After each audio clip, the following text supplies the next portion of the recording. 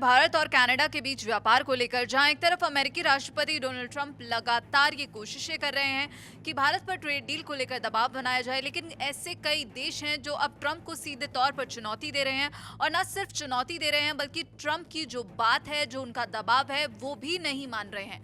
अब क्या मामला है और भारत और कनाडा की जो नजदीकियां बढ़ रही हैं, पूरा मामला क्या है, इसके मायने क्या है, इसकी ज़्यादा जानकारी के लिए हमारे साथ जुड़े हैं चेतन, उनसे जानेंगे। चेतन, जहां दुनिया के कई देश अब भारत का जो मजबूत जो वर्चस्व है उसको समझ रहे हैं, जो भारत की तेज़ी से बढ़ती अर्थव्यवस्था है उसको समझ रहे हैं, उसी बीच अमेरिकी राष्ट्रपति डोनाल्ड ट्रंप द्वारा दबाव बनाया जा रहा है कि भारत के साथ जो कई देश नज़दीकियाँ बढ़ा रहे हैं। हमने देखा कि चीन की और रूस की जब नज़दीकियाँ भारत के साथ बढ़ी तो ट्रंप की तरफ से बयान आना कि हमने भारत को खो दिया।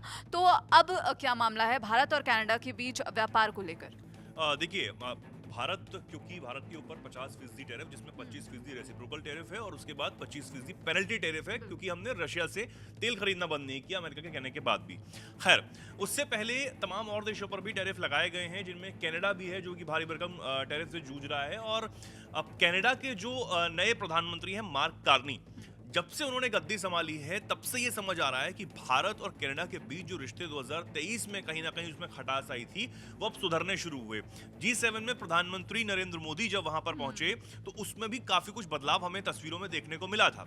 मार्क कार्नी ने वहां पर बहुत कुछ कहा था कि हम भारत के साथ अपने रिश्तों को और ज्यादा बेहतर करना चाहते हैं, जो भी कुछ वहां पर खटास हुई है उस पर हम उसको ठीक करना चाहते हैं। खालिस्तान वाले मामले में भी कार्रवाई शुरू हुई खालिस्तानियों पर कनाडा में, ये भी हमने देखा। लेकिन इस बीच जो कनाडा के प्रधानमंत्री है मार्क कार्नी, उन्होंने इंटरव्यू में एक बहुत शानदार बात कही है और इस बात को समझाया है कि वो अब भारत के साथ अपने व्यापारिक संभावनाओं को और ज्यादा बढ़ाना चाहते हैं।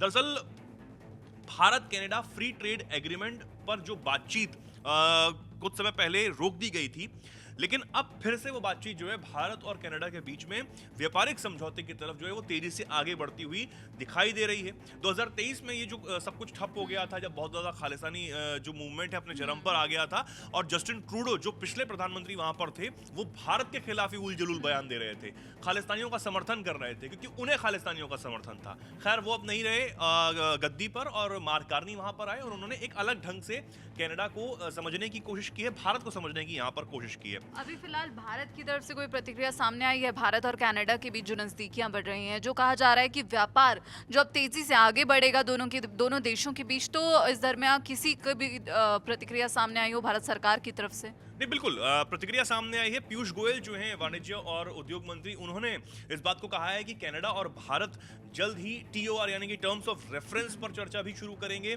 और ये किसी भी व्यापार समझौते की औपचारिकता की शुरुआत मानी जाती है। यानी कि अगर ये TOR पर बातचीत होती है, चर्चाएं होती हैं, तो उसके बाद व्यापारिक जो संभावना है और ज्यादा भारत और कनाडा के बीच में उसको और ज्यादा बूस्टअप करने की जो बात है वो की जाएगी। भारत के साथ कनाडा के कारोबार पर बातचीत भी उसी समय शुरू की जब वो अमेरिकी टैरिफ की मार जो है वो झेल रहा है। कनाडा भी भारत पर भी टैरिफ लगा रखा है और भारत के साथ ट्रेड डील नहीं हो पा रही है अमेरिका की, हम लगातार देख रहे हैं। उसमें भी कई चीजें सामने आ रही हैं। मैं आगे बढ़ूं उससे पहले जरा हम ये बता दें कि हमारे एक्सपर्ट जो है वो बता रहे हैं कि जो ट्रेड डील भारत और अमेरिका के बीच में वो कहीं ना कहीं खबरों के मुताबिक रोक दी गई है। उसकी वजह विदेश मामलों के जानकार हैं, शिक्षाविद लेखक हैं निपुण जी, वो बता रहे हैं। एक बार सुन लीजिए उनको कि वो क्या कुछ कह रहे हैं अमेरिका और भारत की ट्रेड डील को लेकर। एक खबर ये भी आई है कि भारत के साथ जो ट्रेड डील होने वाली थी अमेरिका की, वो डील अटक गई है और केवल एक कारण बताया गया, जो उसमें स्टेक होल्डर्स थे उनका कहना यह है कि हमारी ओर से पूरी डील कंप्लीट है और जितने भी इकोनॉमी को लेकर बातें चल रही थी कंपनीज के बीच में, जो भी स्टेक होल्डर्स थे उनकी सबकी बात फाइनल हो चुकी है, ड्राफ्ट तैयार हो चुका है। लेकिन केवल पर्सनैलिटी क्लैश आ रहा है। ये वही बात है जो रघुराम राजन जी ने कहा था कि जो डील रुकी हुई है वो केवल ट्रंप की एक पर्सनैलिटी क्लैश की मुझे वेटेज नहीं दिया गया, उस वजह से रुकी हुई है। तो लग ऐसा रहा है कि अमेरिका कहीं ना कहीं आइसोलेट होता दिख रहा है। अगर चीन के बाद भारत भी इस प्रकार का एक्शन लेता है तो निश्चित रूप से ये अमेरिका के लिए बड़ा भारी होगा। तो सुना आपने निपुण जी को, जिन्होंने बताया कि कैसे अब अमेरिका जो ट्रंप है वो अपनी ईगो को और ज्यादा बढ़ाते हुए नजर आए। खैर, वापस आते हैं कनाडा पर और भारत के व्यापार पर। तो हम देखें तो कनाडा ने सिर्फ भारत के बढ़ते व्यापार की वजह अपनी रणनीति को नहीं बदलने की कोशिश की है, बल्कि इसके पीछे अमेरिका से मिल रहा जो आर्थिक दबाव है, अमेरिका ने जो कनाडा के ऊपर जो दबाव बनाया हुआ है, वो भी एक बहुत बड़ी वजह है कि मार्क कार्नी ने अपनी रणनीति को बदलने का जो फैसला किया है। कनाडा के खिलाफ अमेरिका ने भारी भरकम टैरिफ लगाया। कनाडा के जो उत्पाद हैं, जो प्रोडक्ट्स हैं, उन पर 1 अगस्त 2025 से इसी साल 35% टैरिफ जो है वो लगाया गया।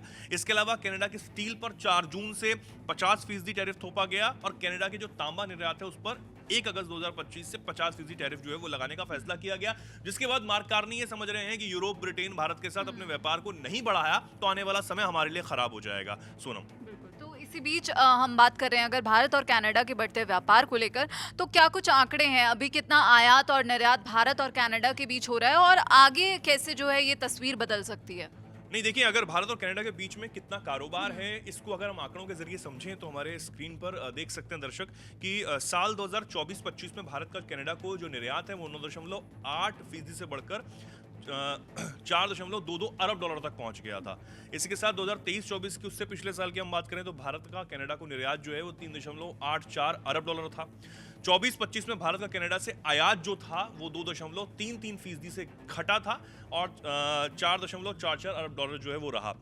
23-24 में भारत का कनाडा से आयात 4.55 अरब डॉलर दर्ज किया गया। भारत और कनाडा के बीच में जो कुल द्विपक्षीय व्यापार यानी कि आपस में जो व्यापार यहाँ पर हो रहा है 2023 में ये 18.38 अरब डॉलर रहा। दोनों देशों ने 2030 तक इस व्यापार को और ज़्यादा बढ़ाने की जो है वो बात की है, दोगुने का लक्ष्य रखा है। हालांकि भारत तमाम और देशों के साथ भी इस लक्ष्य को 2030 तक रख रहा है। 2030 एक बहुत बड़ा जो साल है वो रखा गया है व्यापार के मामले में और कनाडा के साथ में यही रखा गया है। लेकिन अब भारत क्योंकि कभी इससे पीछे नहीं था कि किसी के साथ हमें आयात नहीं बढ़ाना चाहिए, निर्यात नहीं बढ़ाना चाहिए, लेकिन कनाडा को अब समझ आने लगा है, मार्क कार्नी को समझ आने लगा है कि भारत के साथ हमें अपने संबंधों को और मजबूत करना होगा। और कहीं ना कहीं इसे अगर हम दूसरे नजरिए से देखें सोनम, कि ट्रंप का जो टैरिफ दबाव है वो अब ट्रंप के ऊपर ही मुश्किल बनता हुआ नजर आ रहा है, क्योंकि वो कनाडा को दबाना चाह रहे थे, वो अमेरिका को दबाना चाह रहे थे, वो तमाम और देशों को दबाना चाह रहे थे। उस बीच हमने ब्रिटेन के साथ FTA कर लिया, फ्री ट्रेड एग्रीमेंट। तो अभी हाल ही में हमने न्यूजीलैंड के साथ फ्री ट्रेड एग्रीमेंट जो है वो कर लिया और अब कनाडा का ये बात आना कि हमें व्यापार को और आगे बढ़ाना होगा भारत के साथ, तो अपने आप में ये बड़ी बात हो जाती है सोनम। तो भारत लगातार जो है ट्रंप के जो टैरिफ दबाव है उसका मुंह तोड़ जवाब देते हुए नजर आ रहा है। भारत कई देशों के साथ फ्री ट्रेड एग्रीमेंट कर रहा है और इसी बीच अमेरिकी राष्ट्रपति डोनाल्ड ट्रंप को भी साफ साफ समझ आ रहा है कि भारत के साथ जो उन्होंने पंगा लिया है उससे अमेरिका का ही नुकसान होता हुआ दिख रहा है। और यहाँ पर अब भारत और कनाडा के जो रिश्ते